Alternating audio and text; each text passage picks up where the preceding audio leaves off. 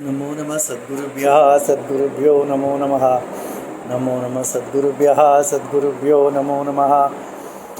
ज्ञानवैराग्यसम्पूर्णान् हरिभक्तिपरायणान् पूर्वाचार्यानहं वन्दे सम्प्रदायप्रवर्तकान् श्रीमद्भगवत्पादमाचार्यं श्रीमदारामानुजं मुनिं श्रीमदानन्दतीर्थं च रामानन्दयतिं श्रीवल्लभं च निम्बार्कं कृष्णचैतन्यमेव च ज्ञानेश्वरं तथान्याञ्च पूर्वाचार्यान् स्मराम्यहम् आचार्येष्वपि सर्वेषु तारतम्यं विना कलौ शुद्धं भागवतं धर्मं जग्राह प्रेमिको गुरुः। हरे रामेति कृष्णेति नाम संकीर्तनं सदा लोकक्षेमाय कुर्वन्तं प्रेमिकं सद्गुरुं भजे। श्री अन्ना रचित श्री वैष्णव संहिता के तृतीय भाग का 13वां अध्याय। यहाँ पर श्री अन्ना पुरंदरदास संत पुरंदरदास के चरित्र को संक्षिप्त में कहते हैं, 2-3 अध्यायों में कहते हैं। तो उसमें प्रथम अध्याय सद्गुरुवाच धर्म काम विरोधेन कृत्वा मर्त्योदनार्जनम धर्म काम फलम भुंक्ते यथा कालम यथा क्रमम। मनुष्य धर्म और धर्म के अविरुद्ध इच्छा धर्म और इच्छा के लिए धन का संपादन करता है और उस धन से धर्म का और काम का फल का भोग करता है। न धर्माय न कामाय कदर्या मूढ़बुद्धयः धनार्जनम तो कुर्वन्ति केवलम धनकांक्षया। परंतु कुछ लोग मूर्ख लोग न धर्म के लिए न काम के लिए न इच्छा की पूर्ति के लिए न धर्म के लिए धन की संपादन करते हैं, परंतु धन संपादन करने के लिए ही धन संपादन करते हैं। तो उनका लक्ष्य सिर्फ धन संपादन करना, बस। उससे न धर्म की उसके लिए व्यय करेंगे न कि अपनी इच्छा की पूर्ति करेंगे। इतने कंजूस भी होते हैं, अपने लिए भी खर्च नहीं करेंगे, धर्म के लिए भी नहीं करेंगे, परंतु धन को इकट्ठा करते रहेंगे। यही इनका इच्छा होता है। जो एक व्यक्ति कह रहा था कि सेवानिवृत्त हो गया है, जो पुत्र भी अच्छी तरह से नौकरी कर रहा है, तो वो कह रहे थे कि मैं अभी 5-6 साल में 1 करोड़ रुपया जमा कर लेना चाहता हूँ। सेवानिवृत्त हो गए हैं, पुत्र भी अच्छी तरह कमा रहा है, परंतु पुत्र के लिए 1 करोड़ रुपया ये जमा करने वाले, तभी भी धर्म के लिए दान देने की इच्छा नहीं हो रही। धर्माय धनमिच्छन्ति विदग्धाश्चापि साधवः युधिष्ठिरो यथा राजा राजसूय चकारः। जैसे युधिष्ठिर राजा ने राजसूय यज्ञ किया था, सभी अनेकों राज्यों को जीतकर उनसे जो धन प्राप्त हुआ था उसे उन्होंने राजसूय यज्ञ किया था। इसी प्रकार साधु भी संत भी यज्ञ करने के लिए परिग्रह करते हैं, दूसरों से धन की याचना करते हैं। परिग्रह करना निषिद्ध है, परंतु यज्ञ के लिए, धर्म कार्य के लिए परिग्रह करना उचित ही है, ऐसा शास्त्र वचन है। इसलिए जो विरक्त पुरुष है वह भी धर्म कार्य के लिए याचना करता है। जैसे भागवत सप्ताह करना है तो याचना करके भागवत सप्ताह करता है। कामाय धनमिच्छन्ति विषयासक्तमानसाः कृत्वापि अधर्मं बहुधा यथा दुर्योधनादयः। और दूसरे वर्ग के लोग, दुर्योधन जैसे लोग होते हैं, वो अपनी इच्छा की पूर्ति के लिए अधर्म मार्ग से भी धन का संग्रह करते हैं। तो अपनी इच्छा पूर्ण करना है किसी भी केन प्रकारेण, तो धर्म को उपेक्षा कर, धर्म की उपेक्षा करके केन प्रकारेण धन का संग्रह करते हैं। धन संपादनम कृत्वा धनायैव हि केवलम उभयत्र विनष्टाः स्युः कदर्याः पूर्वगा बुद्ध।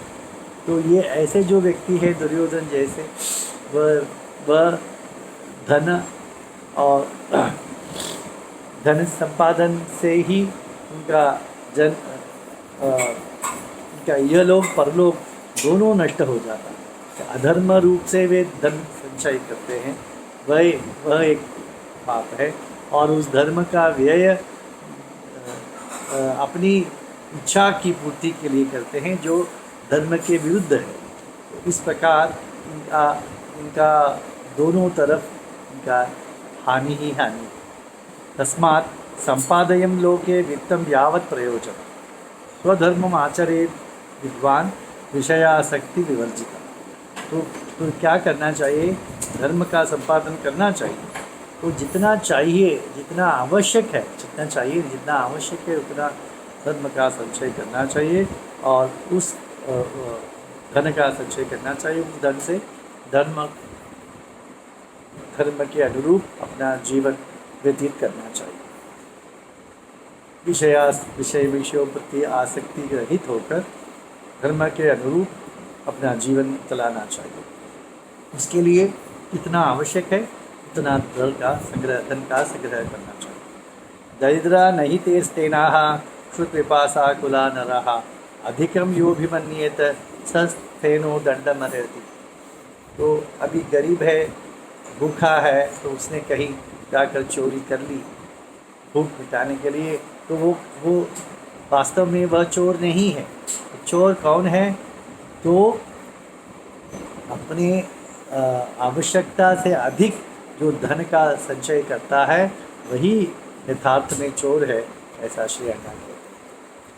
आसीत् पुरंदरो नाम ब्राह्मणो धनीनां वरः तेजस्वी दृढ़चित्तश्च पंडितः प्रियभाषणः तस्य पत्नी महाभागा नाम्ना लक्ष्मी पतिव्रता दयाशीला धर्मनिष्ठा च औदार्य गुणसंयुता तादृशो धनवान् लोके नान्योऽस्ति हि तथापि च कुटुम्बवर्णचक्रे रत्नविक्रयकर्मणा स्वप्नेऽपि न ददौ किंचित् ब्राह्मणाय कदाचन महाकदर्यो बहुधा भार्यया पातितोऽपि सः। तो एक पुरंदरदास की कथा आप शुरू करते हैं। पुरंदर नामक बड़े धनिक थे। वे तेजस्वी पंडित थे। उनकी पतिव्रता पत्नी थी, लक्ष्मी उनका नाम था। अपने पति के इच्छा के अनुरूप वो चलती थी। वे धनवान होने पर भी एक रत्न व्यापारी थे। कुटुंब भरण के लिए वो धन का व्यापार, रत्न का व्यापार करते थे। वो इतने कंजूस थे कि वे स्वप्न में भी किसी को दान नहीं देते। तो भार्या पत्नी ने अनेक बार प्रार्थना किया कि कुछ तो दान कीजिए, परंतु वे नहीं करते थे। वह औदार्य गुणयुक्तापि लक्ष्मी पतिभयेन तु न ददाति दरिद्रेभ्यः किंचित् द्रव्यं कदापि च सद्बुद्धिं देहि मे भर्तुरिति नित्यं पतिव्रता श्रद्धया तुलसी देवी पूजयामास सादर। पत्नी उदार थी, परंतु पति के भय से कुछ दान नहीं कर पाती थी, और सदा प्रतिदिन तुलसी देवी की पूजा करते समय उससे प्रार्थना करती थी, मेरे पति को सद्बुद्धि दीजिए, ऐसा प्रार्थना करती थी। एतस्मिन् अंतरे कश्चित् ब्राह्मणो जलठो महान लक्ष्मी देवी उपागते ययाचे धनमादरा। इसके बीच एक वयोवृद्ध ब्राह्मण के द्वार पर आया और धन की याचना करने लगा। ब्राह्मण उवाच हरिद्रोहं महाभागे बहुपुत्रोऽस्ति दुर्भगः दुहितुर्मे विवाहस्तु कर्तव्यो नहि पतिव्रते तस्मात् किंचित् धनं देहि भूषणं वा मनस्विनी साक्षात् लक्ष्मी इवासी त्वं सर्वमंगलमाप्नुहि। बूढ़े ब्राह्मण ने कहा, बहुत दरिद्र हूँ, अनेक बच्चे हैं, मेरे पुत्री का विवाह करना है, कुछ धन या आभूषण मुझे दीजिए, आप साक्षात लक्ष्मी जैसा दिख रही हैं, आपका सर्व मंगल हो। ऐसे आशीर्वाद भी किया और याचना की। लक्ष्मीरुवाच नमस्तेस्तु महाबुद्धे स्वागतं ते द्विजोत्तमा त्वयि दीनेऽपि भर्ता मे क्रोधं कुर्यान्न संशयः नासा मौक्तिकम् एतन्मे दधामि द्विजपुङ्गव गृह्णन् शीघ्रमितो गच्छ पतिभीता वदाम्यहम्। तो लक्ष्मी देवी ने कहा, स्वागत हो महाब्राह्मण आपका, परंतु मेरे पति दान धर्म नहीं करते और अगर करेंगे तो क्रोध करते हैं, कुपित हो जाते हैं मुझ पर। इसीलिए आप, ये मेरी नासिका में डाली गई एक नथनी है, इसे आप ले जाइए, ये हीरे की है, आपको अच्छी तरह से उसमें लाभ हो जाएगा, और अपनी पुत्री की, पुत्री की विवाह कर दीजिए, यहाँ से शीघ्र निकल जाइए। सद्गुरुवाच इत्युक्त्वा सत्वरं लक्ष्मीदरिद्राय द्विजातये नासा मौक्तिकमादाय प्रददौ प्रीतिपूर्वकं दृष्टा मौक्तिकदानेन खिन्ना भक्तुरतिसङ्क्रमात् अतिक्रमात् बहुधा चिन्तयन्ती सा भीता वसद्गृहे महार्गमे तद्वैडूर्यनासा मौक्तिकमादरात् आदाय विक्रयं कर्तुम् आपणं प्राप सजुजः दृष्ट्वा पुरन्दरं तत्र ददौ वैडूर्यमौक्तिकं धनं देहेति च प्राह नासा मौक्तिकसंवितं पुरन्दरोऽपि तद्ज्ञात्वा भार्याया मौक्तिकं महत् अवोचत् ब्राह्मणं क्रुद्धो दरिद्रं विहताञ्जलिं। तो ये ब्राह्मण वो मोती को, उस नथनी को लेकर बाजार गए, किसी सोनार के पास उसे बेच देंगे। तो वो ठीक पुरंदर ब्राह्मण के दुकान पर ही आ गए और उन्होंने कहा, दिखाया, ये मुझे इसके उचित दाम दीजिए। तो पुरंदर ने देख लिया कि ये तो मेरी पत्नी की है, तो उन्होंने उनसे कुछ नहीं कहा, उनसे कहा कि आप यहाँ ही ठीक इंतज़ार कीजिए, मैं अब घर जाकर आता हूँ, मुझे कुछ ज़रूरी आवश्यक काम है। तो एक डब्बे में उस मौक्तिक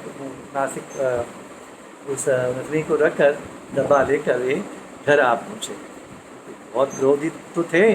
पुरंदर उवाच अत्रैव तिष्ठ विप्र त्वं चिन्तां शोकं विहाय च गृहं गत्वा आगच्छामि क्षिप्रमेव न संशयः गतोऽस्मि संशयं ब्रह्मणस्मिन् वैडूर्यमौक्तिके महार्घमौक्तिकमूलं भार्यायां न संशयः। कहा यह नथनी मेरी भार्या पत्नी की है, मुझे इसका शंका होता है, मैं अभी शीघ्र आता हूँ, अब यहाँ ही बैठी। सद्गुरुवाच इत्युक्त्वा पेटिकायां तत्साधु विन्यस्य मौक्तिकं पुरन्दरः सम्भ्रमेण कोपेन स्वगृहं गतः विलोक्य पत्नीवदनं सासां मौक्तिकवर्जितं पप्रच्छ मौक्तिकं प्रीति कोपारुणविलोचनः भयेन विपमाना सा प्रावोचात् विहिताञ्जलिः तर्जयं तचरक्ताक्षं भर्तारं सुरिताधरं। तो घर आए, पत्नी के नासिका में वो तो नथनी नहीं थे, बहुत कुपित हुई, कहा कि कहाँ गए तुम्हारे मौक्तिका, नथनी कहाँ गई। तो लक्ष्मी ने उत्तर दिया, अभ्यंजन स्नान काले नासाग्रात् परिमुचितम् अंतगृहे स्ति मे भर्तर महार्घं रत्नमौक्तिकं तथैव मा कृताः कोपम अबलायां मही प्रभो जानामि अहं च देभाव प्रभावञ्च महापते। तो पत्नी तो डर गई थी, परंतु कह नहीं पाई कि मैंने ब्राह्मण को दान दिया। तो उसने कह दिया कि मैं आज तेल का स्नान किया, सर पे तेल लगाते हैं ना स्त्रियाँ शुक्रवार के दिन, तो तभी तो ये पत्थर वाले जो आभूषण निकाल देते हैं, क्योंकि उसमें तेल चला जाता है, तो इसलिए मैं निकाल के रख दिया है, अंतर्गृह में ही होगा। आप व्यर्थ के मुझ पर डांट लगा रहे हैं, आपके स्वभाव में जानती नहीं हूँ क्या, किसी को नहीं देना है, मैं तो जानती हूँ अच्छी तरह से। ऐसा कहकर तो पुरंदर हुआ से उसने कहा, लाओ दिखाओ, एवं चेत शीघ्रमेव तुम नासा मौक्तिकम आनय तब विलोक्यैव मे नूनं मनः शांति प्राप्नुयात्। तो उन्होंने कहा, तो शीघ्र ही उस स्त्री को ले आओ, तो उसे देखते ही मुझे शांति प्राप्त होगी। सद्गुरुवाच इत्युक्ता सा महासाध्वी सह अंतर्गृहं गता आलिंग्य तुलसी देवीं भीतारुरोधः तदा तत्रैव ददृशे तदेव शुभमौक्तिकं क्षिप्रमादाय तद्देवी नाथायैव निवेदये। तो वो तो भीतर गई और लक्ष्मी देवी की तुलसी के पास गई, उसे वंदन करते हुए प्रार्थना करने लगी, हे लक्ष्मी देवी, मेरी मान रख लीजिए, मेरे पति को भी सुधार दीजिए, मैं अभी कैसे उसको उत्तर दूँ, ऐसे बहुत विलाप करने लगी। तो उसने देखा, आश्चर्यचकित हो गई वो कि वो नथनी वहाँ ही तुलसी के पेड़ के तले ही उसे प्राप्त हो गया था। तो उसे लेकर अपने पति को दे दिया उसने। पुरंदरोपि तदृष्ट्वा परमाचार्य संयुतः अवापापष्पणशाला च कौतुका संभ्रमादपि अनालोकित तत्रापि मौक्तिकं ब्राह्मणं तथा बहुधा चिंतयामास माया विप्रमोहितः। तो ये इसे देखकर बहुत ही आश्चर्यचकित हो गया उन्हें, और उन्होंने अपने बेटी में तो ले आए थे ना, उस ब्राह्मण ने दिया हुआ वो नथनी, तो पेटी खोल के देखा तो पेटी भी नहीं है। फिर वो शीघ्र ही दुकान पर आए, दुकान तो वो ब्राह्मण भी वहाँ दिखाई नहीं दिया, इसलिए बहुत उन्हें आश्चर्य हुआ। बहुधा चिंतयामास माया विप्र विमोहितः, क्या हो गया है। पुनश्च भवनं प्राप्य विस्मयाक्रांत मानसः पपर्च भार्यां प्रेम्णैव सान्त्वयन् दीनमानसः भर्त्रे निवेदयत् सर्वं वृत्तान्तश्च पतिव्रता क्षमा च प्रार्थयामास भयात् अनुत भाषणे। तो पुनः घर आए और अपने पत्नी से कहा कि सच सच हो क्या हुआ। तब उन्होंने कहा कि हुआ कि ब्राह्मण को मैंने दिया, तो परंतु पति से तो झूठ बोला था, उन्होंने दिया, ऐसा नहीं किया था करके इसके लिए क्षमा याचना की। तो ये भगवान की लीला ही थी कि पुरंदर को भक्ति अपने में खींच लेने के लिए भगवान की लीला ही थी, जैसे श्री अण्णा कहते हैं। श्रीमते रामानुजाय नमः। श्री प्रेमिकेंद्र सद्गुरु महाराज की जय।